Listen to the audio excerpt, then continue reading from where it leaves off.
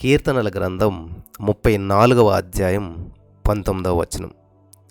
నీతిమంతునికి కలుగు ఆపదలు అనేకములు, వాటి అన్నిటిలో నుండి యెహోవా వారిని విడిపించును. స్తోత్రం దేవా, సర్వోన్నతుడా, సర్వాధికారి.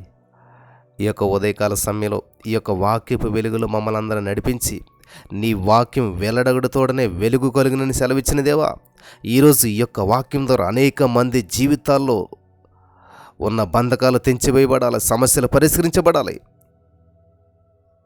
నీ కొరకు రోషం కలిగినటువంటి జీవితాలు జీవించాలి. అటువంటి కృపచేత ఈ యొక్క వాక్యాన్ని నింపి నడిపించి బలపరచమని నజరేయుడైన యేసు క్రీస్తు నామములో ప్రార్థించి నమ్మి పొందుకుని ఉన్నాం తండ్రి. ఆమేన్. హల్లెలూయా. దేవునికి స్తోత్రం కలుగును గాక. ఎవరికండి ఆపదలు? నీతిమంతులుగా. కరెక్టేనది. ఎస్, నీతిమంతులు కలుగు ఆపదలు. అదేంటి నీతిగా ఉండే ఆపదలు ఎందుకు వస్తాయి అనుకుంటారు చాలామంది. యేసుప్రభువు నమ్ముకుంటే ఆపదలు ఎందుకు వస్తాయి, నీతిగా జీవిస్తుండే ఆపదలు ఎందుకు వస్తాయి అంటే బైబిల్లోనే ఉంది. నీతిమంతుని కలుగు ఆపదలు 1, 2 కదంట, అనేకములు అంట. కానీ ఇక్కడే ఉంది, ఆపదలు వస్తాయి కానీ వాటన్నిటిలోంచి ఎవరు తప్పిస్తారంట? యెహోవా, యేసయ్యే మనల్ని విడిపిస్తాడు. దేవునికి స్తోత్రం కలుగును గాక. హల్లెలూయా. విడిపించేశాడు, ఆల్రెడీ ప్రతి సమస్యకు పరిష్కారం ఇచ్చేశాడు. ఒక అద్భుతమైనటువంటి సంఘటన, నిజ సంఘటన మీతో పంచుకోవాలని చెప్పి నేను ఆశపడుతున్నాను. దేవుడు మనకు వచ్చిన ఆపదల నుంచి ఎలా తప్పిస్తాడో ఒక సహోదరి జీవితంలో జరిగిన సంఘటన ద్వారా మనం ఈరోజు ఆత్మలో బలపడదాం. పెరు దేశంలో, పెరు అనేటువంటి దేశంలో ఉన్నటువంటి కాండోసి సాప్రా అనేటువంటి ఒక తెగ ఉన్నది. మళ్ళీ చెప్తాను వినండి. పెరు దేశంలో మరి కాండోసి సాప్రా అనేటువంటి ఒక తెగ ఉన్నది. మరి వాళ్ళకి దేవుని వాక్యాన్ని బోధించాలి, సువార్తను ప్రకటించాలని చెప్పి లోరీ యాండర్సన్ అనేటువంటి ఒక సహోదరి మరి మిషనరీగా అక్కడికి వెళ్ళారంట, ఆ పెరు దేశంలో ఉన్నటువంటి కాండోస్ ప్రాంతానికి. వెళితే ప్రతిరోజు కూడా ఆమె వాళ్ళకి సువార్తను ప్రకటించేదంట. ఉదయం అంతా, సాయంకాలం అయ్యేసరికి ఏం చేసేదంటే అక్కడే దగ్గరలో ఉన్నటువంటి ఒక నది ఉంటే ఆ నది పక్కకి వెళ్ళి, ఆ నది తీరానికి వెళ్ళి ప్రశాంతంగా కూర్చొని బైబిల్ చదువుకొని కొద్దిసేపు ప్రార్థనలో గడిపేసి తిరిగి వచ్చేదంట. అది ఆమె యొక్క రొటీన్. ఇంకా అంటే ఆ యొక్క అనుదిన సమయం అట్లా గడిపేటువంటిది ఆమె. మార్నింగ్ అంతా సువార్త ప్రకటించేది, ఈవినింగ్ ప్రశాంతత కొరకు ఆ నది ఒడ్డున కూర్చొని కళ్ళు మూసుకొని ప్రార్థనలో ఉంటూ మరి కొద్దిసేపు వాక్యం చదువుకుని వచ్చేటువంటిదంట. సో ప్రతిరోజులాగా ఆమె ఆ రోజు కూడా వెళ్ళింది, నది దగ్గరికి వెళ్ళింది, ప్రశాంతంగా కూర్చుంది, మరి బైబిల్ చదువుకుంటూ ఉంది, కళ్ళు మూసుకుంది. బైబిల్ చదివిన తర్వాత కళ్ళు మూసుకుని ప్రార్థన చేసుకుంటూ ఉంది. అలా ప్రార్థన చేస్తూ ఉండగా సడన్గా ఏమైందంటే ఒక పెద్ద పాము ఆమె చేతి మీద పడ్డది. ఆ చేతి మీద పడి కాటేసేసింది, పాము కాటేసేసింది. ఎందుకు అలా జరిగిందంటే ఆమె సువార్తను ప్రకటిస్తూ ఉంది. ఆ సువార్తను ప్రకటించడం వల్ల ఈ యొక్క కాండోసి సాప్రా ఆ తెగలో కొంతమంది ఏం చేశారంటే యేసుప్రభువుని అంగీకరించేశారు.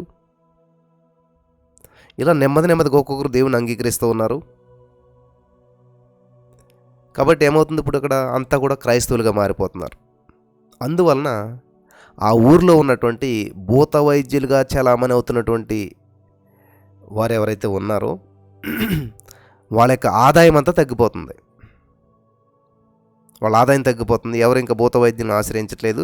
యేసుక్రీస్తు ప్రభువారు నిజమైన దేవుడు అని తెలుసుకున్నారు. మరి ప్రార్థన చేస్తుంటే అద్భుతాలు జరుగుతూ ఉన్నాయి. కాబట్టి ఇంకా ఏ విధమైనటువంటి రక్షరేకులు కట్టించుకోవటాలు కానీ, తాయెత్తులు కట్టించుకోవటాలు కానీ మరి ఇవి వాళ్ళ దగ్గరికి వెళ్ళటం మానేశారు. చాలా మార్పు వచ్చేసింది. ఇది గమనించినటువంటి మరి ఒక భూత వైద్యుడు ఏం చేశాడంటే ఈ లోరీ గారిని చంపాలని చెప్పి ఒక కుట్ర పన్నాడు. ఎప్పుడు కుదురుతుంది ఏమని చంపటం అంటే ఒంటరిగా ఎప్పుడు ఉంటుంది, ఇక్కడ ప్రార్థనలో ఉన్నప్పుడు ఉంటుంది, నది దగ్గర ఉంటుంది. కాబట్టి ఆమెని చంపటం ఈజీ అని ఒక ప్రణాళిక వేసుకుని మరి అత్యంత భయంకరమైనటువంటి విషసర్పాన్ని ఆయన వృత్తి అదే అనమాట. పాములు విసురుతూ ఉంటాడు అందరి మీదకి ఎట్లాగా. అలాగే ఈ ఈ లోరీ గారి మీద కూడా దాన్ని విసిరాడు అంటండి. ఆ చేతిపైకి ఆ పాముని విసిరేశాడు. అకస్మాత్తుగా ఆ చేతి మీద పడ్డటువంటి పాముని ఈ లోరీ గారు ఏం చేశారంటే పడ్డ వెంటనే అది కాటేసేసింది అనమాట. కాటేసిన వెంటనే లోరీ గారు కంగారుగా ఏం చేశారంటే ఆ పాముని ఇలా విదిలించేశారంట. విదిలించేసి ఎక్కడైతే కరిసిందో పాము దానికి పైగా ఆ యొక్క చేతికి పైన మరి ఆవిడ ఏం చేసిందంటే గట్టిగా పట్టుకున్నదట. గట్టిగా పట్టుకుని బ్లడ్ సర్క్యులేషన్ పైకి వెళ్ళకుండా డాక్టర్ గారి దగ్గరికి వెళ్ళిపోయిందంట. గుర్తుపెట్టుకోండి, మరి మీకు ఎప్పుడైనా జరిగింది లేదు కానీ పాము తేలు కుట్టినప్పుడు మేము ఏం చేసేవాళ్ళం అంటే మా చిన్నప్పుడు విలేజ్లో కాబట్టి బాగా కొడుతుండేటువంటి కుట్టిన దగ్గర కంటే పైన తాడేసి గట్టిగా కట్టేస్తారన్నమాట, బ్లడ్ సర్క్యులేషన్ జరగకుండా. అంటే ఆ విషం అక్కడే ఉంటుంది, ఇంకెటు వెళ్ళకుండానప్పుడు.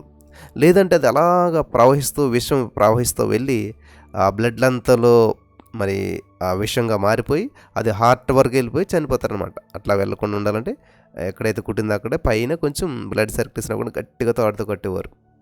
ఆ విధంగా ఆవిడ ఏం చేసింది, మరి తాడులు ఏమీ లేవు కదా అక్కడ, ఆ చేతితోటి గట్టిగా పట్టుకుని బ్లడ్ సర్క్యులేట్ అవ్వకుండా డాక్టర్ దగ్గర పరిగెట్టుకు వెళ్ళిందనమాట. డాక్టర్ గారు మంచిగా వెంటనే చూశారు, ట్రీట్మెంట్ చేశారు. అక్కడ మరి కత్తితో కోసి ఆ బ్లడ్ అంతా బయటికి తీసి సంథింగ్ ట్రీట్మెంట్ అంతా చేసి ఏం చేశారంటే ఎలాగైతే ఆమె ప్రాణాపాయ స్థితి నుంచి తప్పించుకున్నది. హల్లెలూయా. కానీ మరి గాయమైంది కాబట్టి చేతికి కట్టుకట్టారు. ఇంత జరిగినా కూడా సువార్త ఆపలేదు ఆవిడ. మరలా మార్నింగ్ లేచింది, కామన్గా ఆ గ్రామంలో తిరుగుతూ ఉంది, చేతికి కట్టున్నది. ఆ చేతి కట్టుకుని మళ్ళా సువార్తను ప్రకటిస్తూ ఉంది. హల్లెలూయా. క్రీస్తుని గురించిన ఆసక్తి నన్ను భక్షిస్తుంది అంటాడు కదా భక్తుడు. అట్లా అదే కట్టుతో మళ్ళా సువార్త ప్రకటిస్తుంటే భూత వైద్యుడు ఎవరైతే పామును విసిరాడో చూశాడైనా ఆశ్చర్యపోయాడంట. ఇదేంటి ఎలాగా బ్రతికింది ఈవిడ అని చెప్పి ఆ లోరీ గారి దగ్గరికి వచ్చి, అమ్మా నన్ను క్షమిస్తానంటే మీకు ఒక నిజం చెప్పాలని వచ్చాను అన్నాడంట. లోరీ గారు అతని వైపు ఆశ్చర్యంగా చూసింది. ఇదేంటి అని చెప్పి చెప్పండి అని అంటే ఆ భూత వైద్యుడు అన్నాడంట, అమ్మా నన్ను క్షమించాలి, మీరు మిమ్మల్ని కరిసినటువంటి పాము ఎక్కడి నుంచో వచ్చింది కాదు, మీపై పాము విసిరింది నేనే. ఆ విషపూరితమైనటువంటి సర్పం, అది చాలా భయంకరమైనటువంటి సర్పం, అది కాటు వేస్తే ఎవరు బ్రతకరు. మీరు కళ్ళు మూసుకొని ధ్యానంలో ఉన్నారు కాబట్టి మిమ్మల్ని తేలిగ్గా చంపొచ్చు అని చెప్పి మీపైగా పాముని విసిరినటువంటి వ్యక్తి నేనే. కానీ మీరు ప్రకటించే దేవుడు గొప్పవాడు, అందువల్లనే మీరు బ్రతికారు అని ఆ దేశ సాంప్రదాయం ప్రకారం మరి తల నుదురు అంటే ఫోర్ హెడ్ ఏదైతే ఉంటుందో నుదురు, దాన్ని నేలకు చాలాసార్లు తాకించాడంట. అంటే సాష్టాంగ నమస్కారం చేశాడని చెప్పాలి ఒక విధంగా, చాలాసార్లు చేశాడంట. అలాగ వాళ్ళ సాంప్రదాయం అనమాట. అలా చేశాడు. లోరీ గారు మరి అతను పట్టుకుని, నా ప్రియమైనటువంటి సహోదరుడా, నాకు ఎవరి మీద ఏం కోపం లేదు, నీ మీద అస్సలే కోపం లేదు అని చెప్పి అతన్ని క్షమించారు. ఆ యొక్క భూత వైద్యుడు ఎవరైతే నచ్చరో తనకు నచ్చని వారిపైన ఏం చేస్తాడంటే పాములు విసురుతాడు. అలా చాలామందిని చంపేశాడంటాడు, ఒక్కరిని తను కాదు. అమ్మా నేను ఇలా పాములు విసిరి చాలామందిని చంపేశాను, నన్ను క్షమించమ్మా అని చెప్పి తప్పులు ఒప్పుకున్నాడు, పాపాలు ఒప్పుకున్నాడు. ఇలా చాలామంది పోయినేసినమ్మా, కానీ అందరూ చనిపోయారు, ఒక్క వ్యక్తి నువ్వే బ్రతికావు ఫస్ట్ టైం. చాలామందిని చంపేశాను, కానీ అమ్మా ఈరోజు నేను ఒక తీర్మానం తీసుకుంటాను, ఇక నుంచి అటువంటి పనులు చేయను. హల్లెలూయా. ఇంకా ఎవరిని నేను చంపను, అటువంటి ఆలోచనే ఉండదు. ఇంకా నేను వదిలిపెట్టేసుకుంటున్నాను, ఈరోజు నుంచి మారు మనసు పొందాను. హల్లెలూయా ఆమె చెప్పి కోరాడంట. హల్లెలూయా. దేవునికి స్తోత్రం కలుగును గాక. వింటున్నారా ప్రియులారా? లోరీ గారు యెహోవా ఉత్తముడు, శ్రమ దినమందు ఆయన ఆశ్రయదుర్గము, తన యందు నమ్మకించు వారిని ఆయన ఎరుగును అని నహూము గ్రంథం 1:7 ఉన్నటువంటి బైబిల్ వాక్యాన్ని గుర్తు చేసుకొని దేవుని స్తుతిస్తూ దేవుని మహింపరుస్తూ మరి ఆ అద్భుతమైనటువంటి పరిచయను ఇంకా ముందుకు కొనసాగించారంట. మరి ఏ వ్యక్తి అయితే ఆటంకపరచాలని కూడా ఆయనే సపోర్ట్గా ఉంటూ మరి ఆ పరిచర్య విస్తరణలో పాలుభాగస్తులు అయిపోయాడంట. హల్లెలూయా. నీతిమంతునికి కలుగు ఆపదలు అనేకములు, యెహోవా వాటన్నిటిలో నుంచి లూరీ గారిని తప్పించిన దేవుడు, లూరీ గారిని విషపూరితమైనటువంటి సర్పం నుంచి తప్పించి విడిపించి గొప్ప చేసిన దేవుడు ఈ రోజు నీ జీవితంలో చేయటానికి కూడా సిద్ధంగా ఉన్నాడు. నమ్ముతున్నారా? నమ్మిన వారి జీవితంలో కూడా ఇటువంటి అద్భుతాన్ని ఇప్పుడే స్వతంత్రించుకుందురుగాక. ఆమెన్.